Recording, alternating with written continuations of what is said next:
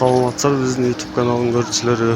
Биз азыр автовокзалдабыз. Эски автовокзал деп коет. Восточный.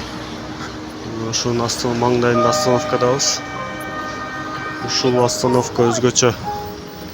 Токмоктун таксистердин жери. Ушул жер күндүз эл аз, кечке маал ушул жерде аябай эл көп болуп калат. Тыгын өтө албай. Ушуну өзүңүздөр көрүп аткандай эле таксистер келип токтоп, Токмокко эл адам салып кетет.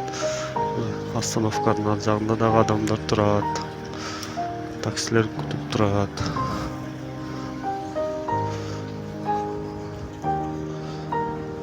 Бишкекте болгон эки автовокзал. Эки автовокзалдын кебетеси ушундай. Мына келип автобус токтоду. Машина остановканын так алдында турат. Сизге көрүнүш ушундай. Элдер оокат кылып жүрүшөт.